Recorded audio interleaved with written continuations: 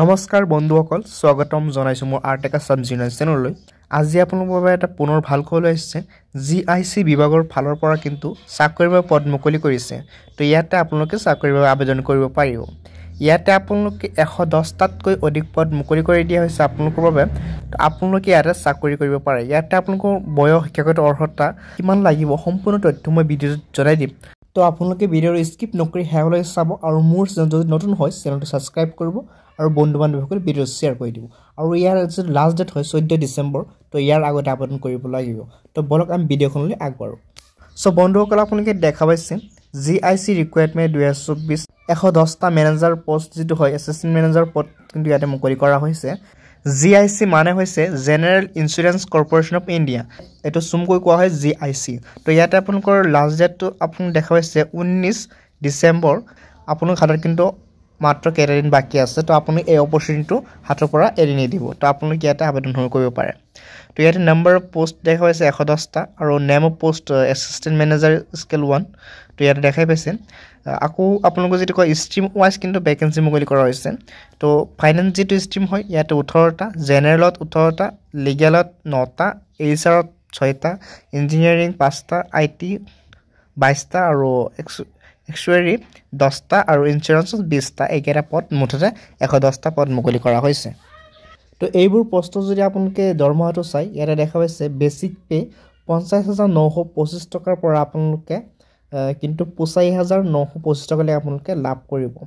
তো আপোনালোকে বহুত এটা আচ্ছা খাছা কিন্তু এটা স্যালাৰি লাভ কৰিব ইয়াতে তো আপোনালোকে চাকৰিৰ বাবে আবেদন কৰিব পাৰে eligibility criteria of GIC requirement অৰ্থাৎ ইয়াতে আপোনালোকে এজ লিমিটটো চাই candidate match between 21 to 30 years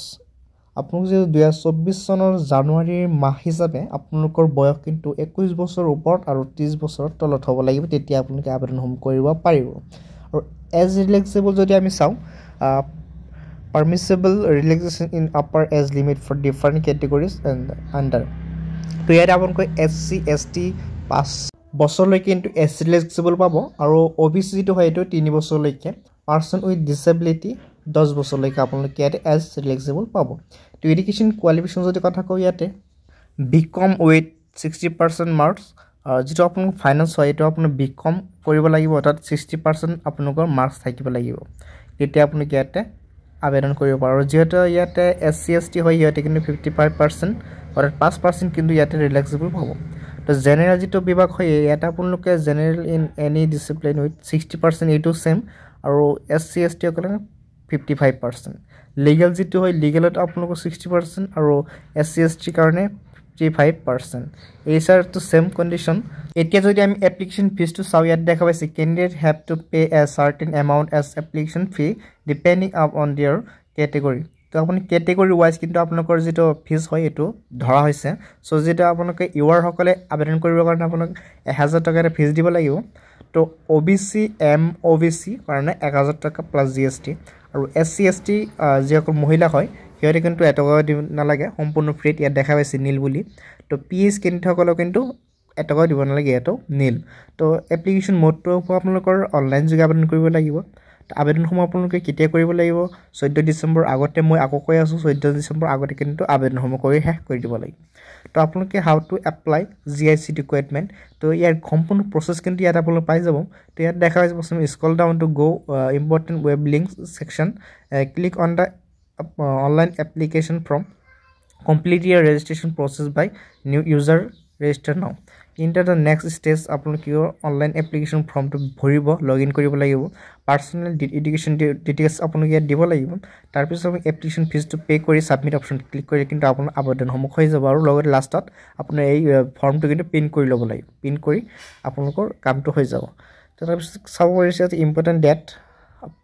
GIC requirement তো ইয়াতে আকৌ দিয়া হৈছে কিন্তু 19 ডিসেম্বৰ আপোনালোকৰ লাষ্ট তো আপোনালোকে যেটো এই আবেদন কৰাৰ যে লিংক সম্পূৰ্ণ লিংক কিন্তু মোৰ ডেসক্ৰিপচনত পাই যাব